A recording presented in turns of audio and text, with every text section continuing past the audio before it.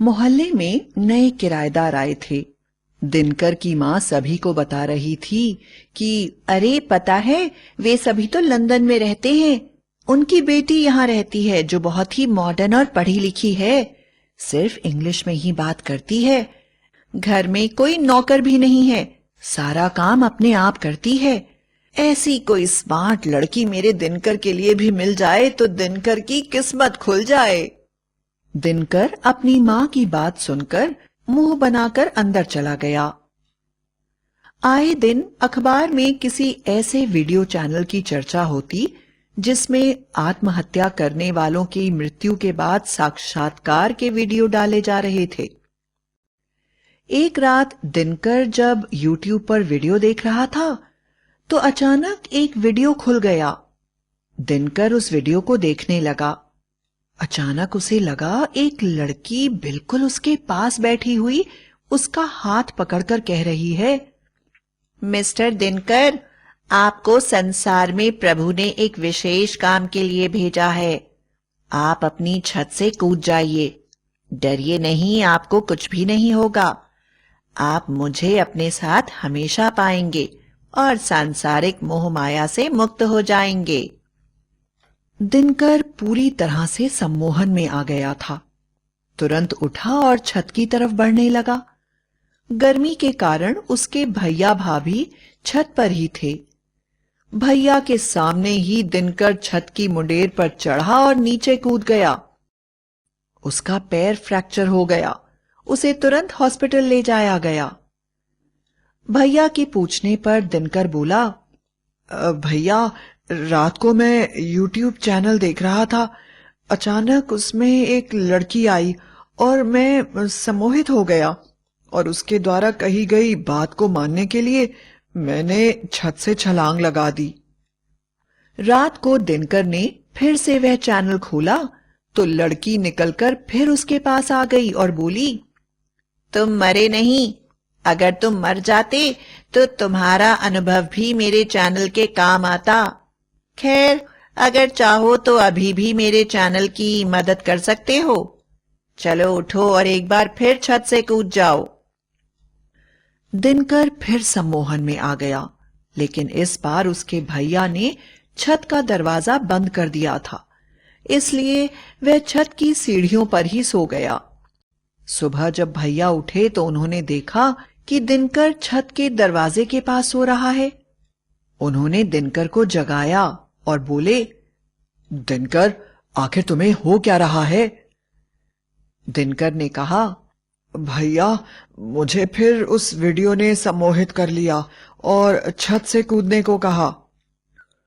अब दिनकर के सभी परिवार वाले काफी डर गए थे। दिनकर बोला, मुझे उस लड़की की आंखें नए किराएदार वाली लड़की की आंखों की तरह लगती है।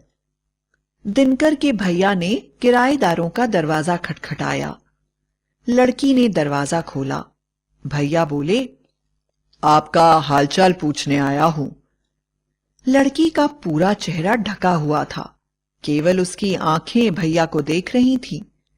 वह लड़की बोली, आप झूठ बोल रहे हैं। मैं जानती हूं आप क्यों आए हैं। जल्दी जल्दी घर जाइए, क्योंकि आपकी बहन ने छत से कूदकर आत्महत्या कर ली है। दिनकर का भाई बोला, नहीं, ऐसा नहीं हो सकता।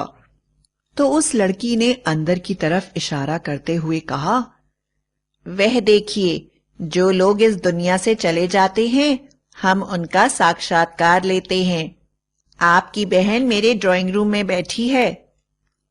उस लड़की ने कहा, अब अपने चैनल पर मैं एक नया और विशेष कार्यक्रम देने जा रही हूं, सामूहिक आत्महत्या का साक्षात्कार।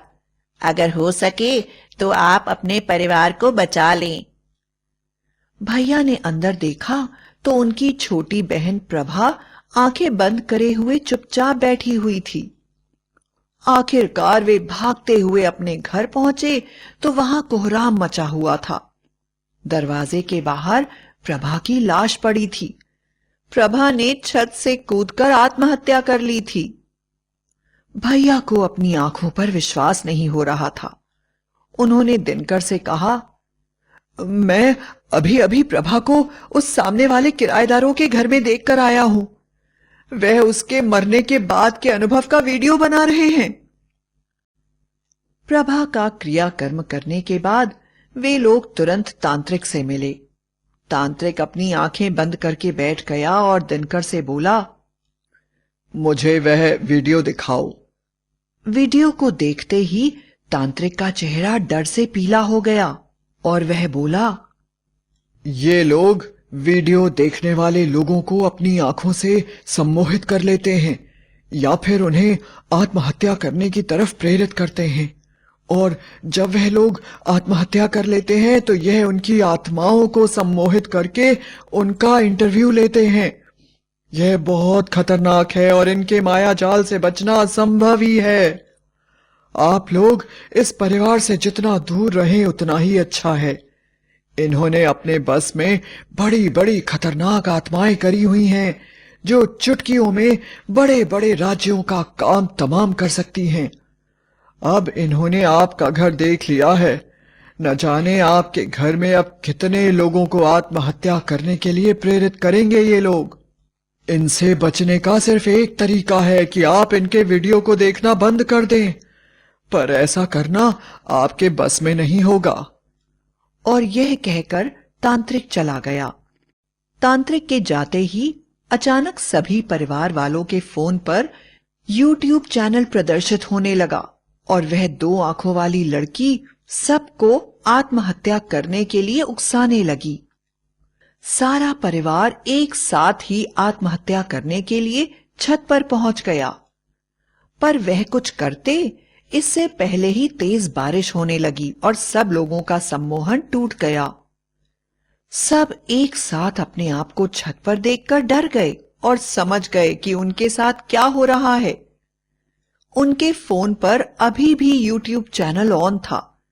उन्होंने उसे ब्लॉक करने की काफी कोशिश करी, लेकिन वह ब्लॉक नहीं हो रहा था और ना ही बंद हो रहा था। दिनकर ने सबका फोन लेकर एक पैकेट में रखा और पैकेट को बक्से में बंद कर दिया। ऐसा करते ही अचानक घर के टीवी में वह चैनल ऑन हो गया। हर दीवार, हर पलंग, जमीन, हर जगह सिर्फ और सिर्फ वही 2 आंखें दिखाई दे रही थीं जो उन्हें आत्महत्या के लिए प्रेरित कर रही थीं। पूरा परिवार आंखों पर पट्टी बांधकर बैठा हुआ था। दिनकर ने अपने परिवार को बचाने का निर्णय कर लिया और उसने अपने परिवार वालों को कहा कि सभी सफेद चादर ओढ़कर जमीन पर लेट जाएं और अपना चश्मा उतारकर वीडियो देखने लगा। उसे लड़की की आंखें दिखाई नहीं दे रही थी, इसलिए लड़की उसे सम्मोहित नहीं कर पा रही थी।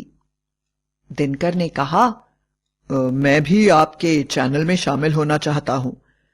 आपके पहले सामूहिक आत्महत्या के इंटरव्यू के लिए मैंने अपने पूरे परिवार को आत्महत्या के लिए मना लिया। सभी ने आत्महत्या कर ली है।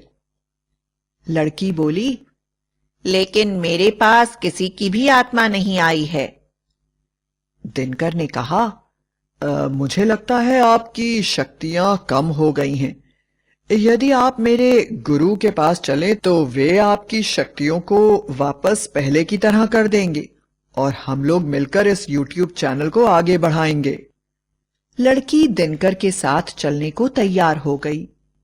योजना के अनुसार वह उसे लेकर तांत्रिकों की रानी अमरावती के पास ले गया, जिन्होंने सिर्फ एक दृष्टि से ही उस लड़की को सम्मोहित कर दिया और उस लड़की से कहा, तुम एक अनाथ गरीब लड़की हो। दिनकर एक बहुत अच्छा लड़का है। तुम उसके साथ विवाह करके खुशी खुशी जीवन बिताओ। लड़की सब कुछ भूल चुकी थी, इसलिए उसका विवाह दिनकर के साथ हो गया। दिनकर ने अपनी बुद्धि से YouTube मेकर चुड़ैल से अपने परिवार को हमेशा के लिए बचा लिया था। उसके बाद यह चैनल हमेशा के लिए बंद हो गया और सभी लोग खुशी खुशी रहने लगे।